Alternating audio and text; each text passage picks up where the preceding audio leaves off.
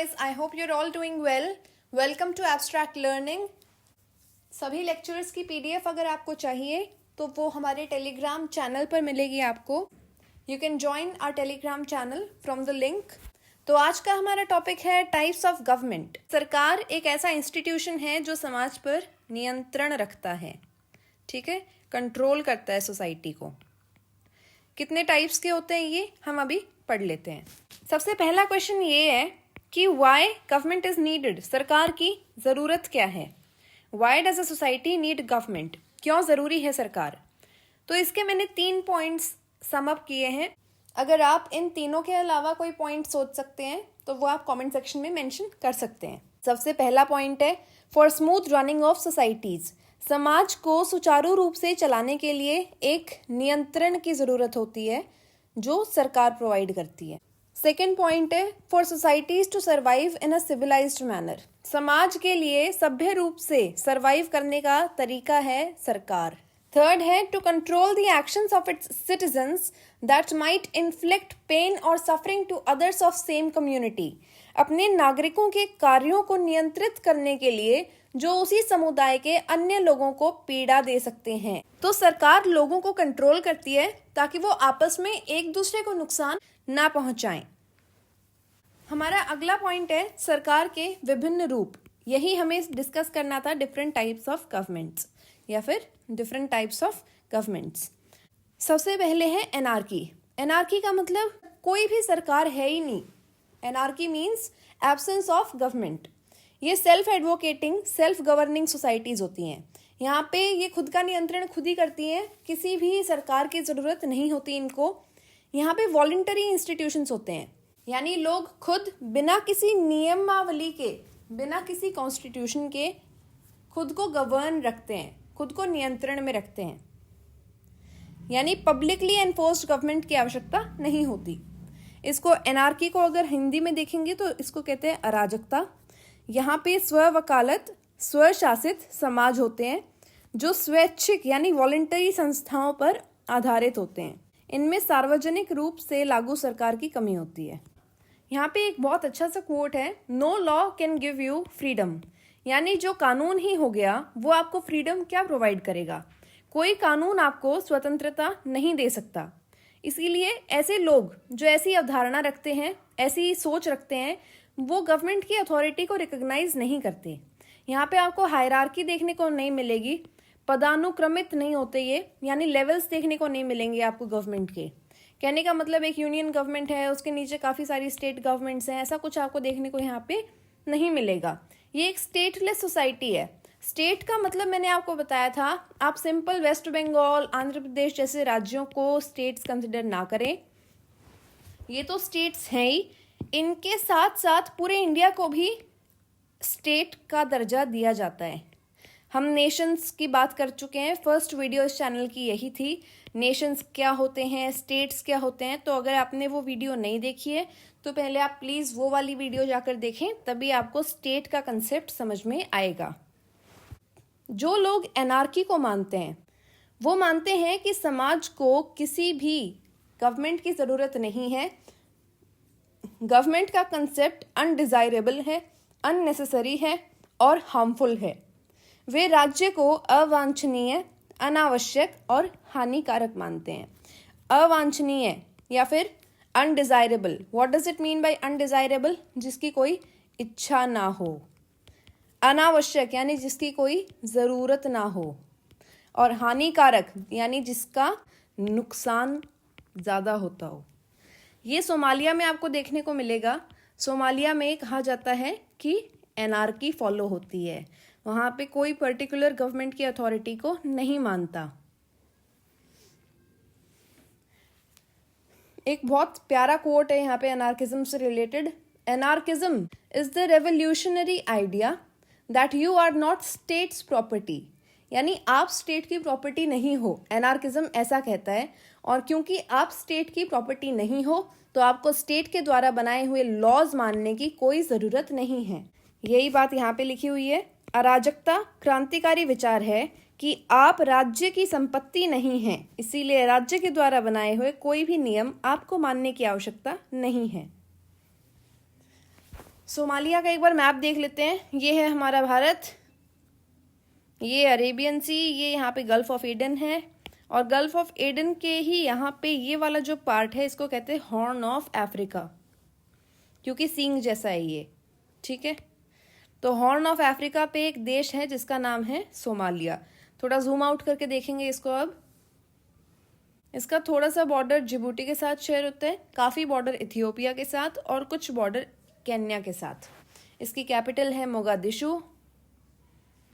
ठीक है, horn of Africa पे इस देश को कहते हैं सोमालिया, और यहाँ देखने को मिलती है एनार्की। एनार्की तो कोई गवर्नमेंट थी ही नहीं, एब्सेंस ऑफ गवर्नमेंट को एनार्की कहते थे।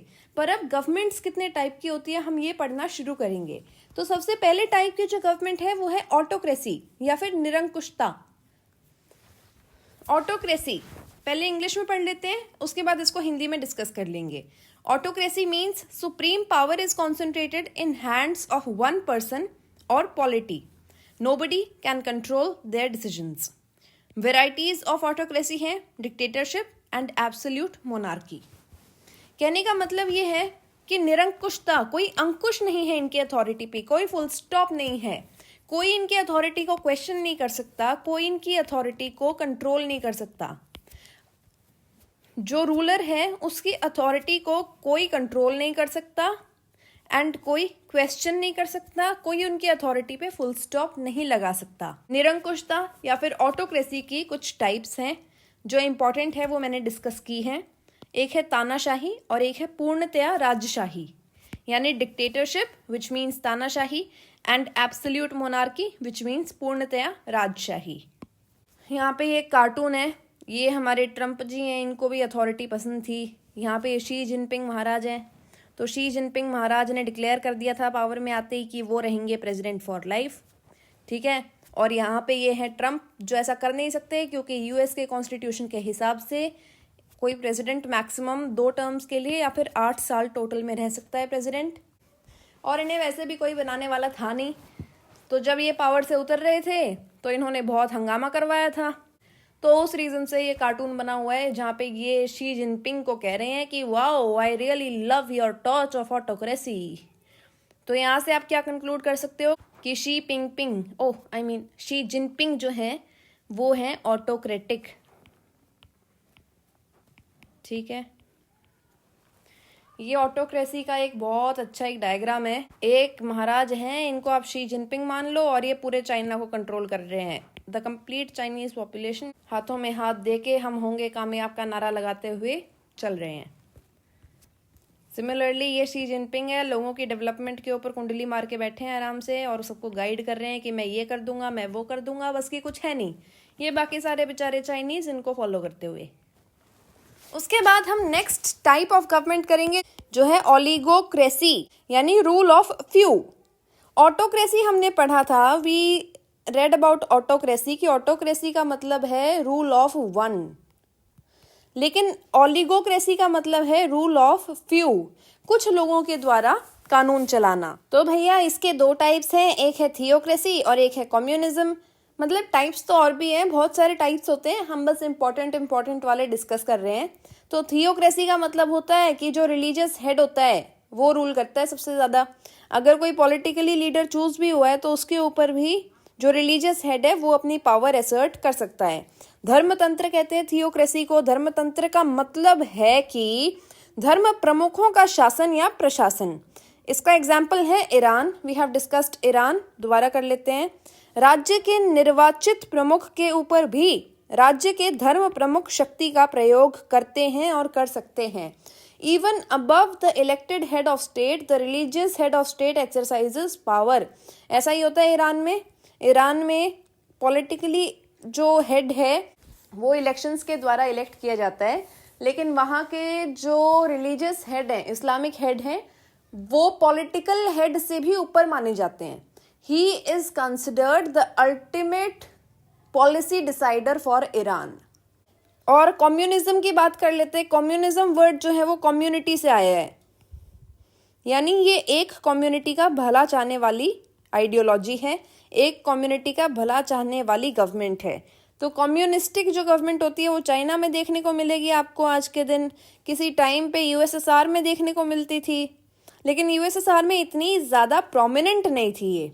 तो हिंदी में इसको कहते हैं साम्यवाद, एक समुदाय का शासन, रूल ऑफ वन कम्युनिटी। जमीन या संपत्ति का कोई निजी स्वामित्व नहीं होता, यानी there is no private ownership of land और प्रॉपर्टी। कम्युनिस्ट नेशन में कोई भी व्यक्ति ये नहीं कह सकता कि this land belongs to me. Private ownership का कंसेप्ट है ही नहीं, कम्युनिटी ओनरशिप का कंसेप्ट है। सब कुछ समुदाय को बिलोंग करता है, सब कुछ समुदाय का है। जैसे चीन, चाइना में हान चाइनीज जो लोग हैं, यानी कि मैंने आप लोगों को पिछली वीडियोस में बताया था हान चाइना क्या डिफरेंस है इनमें, वहाँ पे कौन सी आइडियोलॉजी फॉलो होती है। आपने वो वीडियोस नहीं देखी है तो आप पूरी पॉलिटी की प्लेलिस्ट दोबारा देख सकते हैं। तो चाइना में हान चाइना के लोगों का शासन माना जाता है। ये जो कम्युनिज्म वाली आइडियोलॉजी है ये वही लोग आज के दिन दुनिया में फैला रहे हैं, ठीक है। इसका एग्जाम्पल है, अगर आप पुराने टाइम में देखो तो रशियन फेडरेशन यानी यूएसएसआर, या फिर कह लो रूसी संघ, या फिर यूएसएसआर। लास्ट जो टाइप ऑफ गवर्नमेंट है वो है हमारी डेमोक्रेसी। डेमोक्रेसी का क्या मतलब होता है? डेमोक्रेसी का मतलब होता है rule of people. Democracy is derived from two words, एक डेमोस और एक क्रातोस, दोनों ही ग्रीक वर्ड्स हैं। डेमोस का मतलब होता है पीपल, क्रातोस का मतलब होता है rule. So democracy is basically what? Rule of people. Okay, so it is rule by the people. आप लोगों ने 6th-7th क्लास में पढ़ा होगा कि democracy is rule of people, rule by people and rule for people, यानी जनता के द्वारा, जनता का और जनता के लिए। समझ में आई?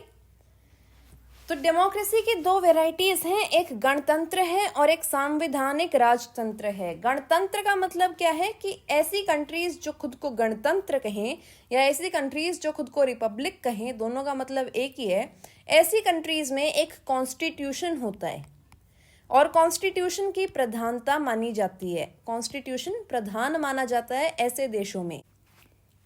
जो सिर्फ डेमोक्रेसी होती हैं कंट्रीज, सिर्फ डेमोक्रेटिक जो कंट्रीज होती हैं, वहां पे रूल ऑफ पीपल होता है। तो पीपल, अगर ज्यादा मेजॉरिटी के पीपल कुछ भी अगर XYZ रूल बनवाना चाहेंगे तो वो रूल बनेगा। लेकिन जिस देश में कानून लिखित होता है या फिर कॉन्स्टिट्यूशन होता है, उस देश में मेजॉरिटी की इतनी नहीं चलती, मेजॉरिटी का राज नहीं होता, मोबोक्रेसी नहीं हो पाती, मोबोक्रेसी नहीं बन पाती डेमोक्रेसी एक आधी भीड़ का राज नहीं बनता, समाज भीड़ का राज नहीं बनता। भीड़ का राज यानी भीड़ तंत्र जिसको कहते हैं, वो हम अगली वीडियो में डिस्कस करेंगे। यहाँ पर आप समझ लो, मॉब का मतलब होता है भीड़ और क्रेसी का मतलब होता है सरकार या फिर शासन। तो भीड़ का शासन यानी मोबोक्रेसी। जिन कंट्रीज में रिटन कॉन्स्टिट्यूशन नहीं होता, उन कंट्रीज में मेजॉरिटी की चलती है। मेजॉरिटी यानी मॉब यानी भीड़ की चलती है। और उन देशों में जो माइनॉरिटी होती है उनका सप्रेशन बहुत इजी हो जाता है। तो डेमोक्रेसी में भी सप्रेशन इज पॉसिबल। पर डेमोक्रेसी की एक वेराइटी है गणतंत्र, एंड गणतंत्र इंश्योर करता है कि माइनॉरिटीज का एक्सप्लॉइटेशन ना हो।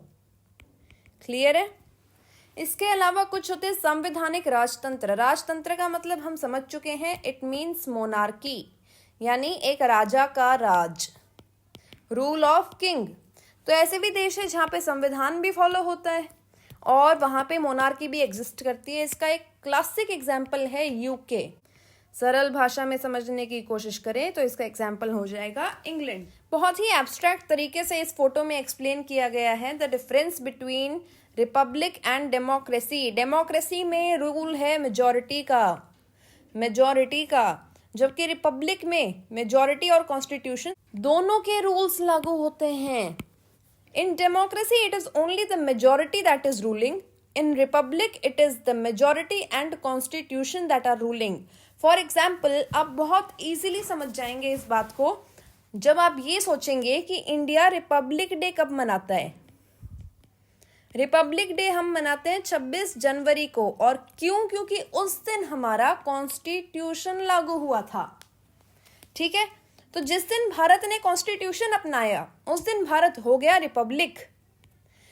पर भारत उससे पहले था only democratic. So this was the basic difference. थोड़ा सा और अंडरस्टैंड कर लेते हैं इसको। रिपब्लिक में कॉन्स्टिट्यूशन के बेसिस पे डिसीजंस लिए जाते हैं। इंडिविजुअल्स यानी इंसानों को सॉवरेनिटी या सुप्रीम अथॉरिटी दी जाती है।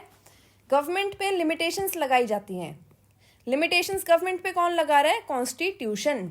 ठीक है, डेमोक्रेसी की बात करें ऑन द अदर हैंड, ये मेजॉरिटी बेस्ड डिसीजंस लेते हैं। नेशनल सॉवरेनिटी यानी देश की प्रधानता, देश की सुप्रीम अथॉरिटी को कंसिडर करते हैं, रिकॉग्नाइज करते हैं और इसमें सरकार पे लिमिटेशंस नहीं होती। इसीलिए कभी कभी डेमोक्रेसी को कहते हैं कि it can easily convert into mobocracy and therefore a constitution is needed so that democracy does not become mobocracy. चलिए अब आप मुझे लास्ट में एक बात बताइए कि आपको क्या लगता है कि सोसाइटी के लिए बेस्ट किस टाइप का गवर्नमेंट है? What kind of government is best for society? Anarchy, autocracy, oligocracy या फिर ओलिगार्की एंड लास्टली डेमोक्रेसी। इन चारों में से आपको जो बेस्ट लगे वो आप कमेंट सेक्शन में बताएं, प्लस उसका रीज़न भी मेंशन करें कि आपको वो बेस्ट क्यों लगता है। मैं इसको हिंदी में भी रीड कर देती हूँ। आपको क्या लगता है कि समाज के लिए सबसे अच्छा क्या है? अराजकता, निरंकुशता या एक तंत्र, कुलीनता या अल्प जनतंत्र, दैट वाज ओलिगोक्रेसी, और लास्ट जनतंत्र या फिर डेमोक्रेसी। तो फ्रेंड्स ये थी आज की वीडियो। अगर आप इस चैनल पर नए हैं तो चैनल को सब्सक्राइब कीजिए। वीडियो अगर पसंद आए और कुछ सीखने को मिला हो आपको इस वीडियो से तो इस वीडियो को लाइक कीजिए, अपनी फ्रेंड्स और फैमिली के साथ शेयर कीजिए ताकि हमें भी मोटिवेशन मिलता रहे। Thank you so much. मिलते हैं अगली वीडियो में, तब तक के लिए बाय बाय।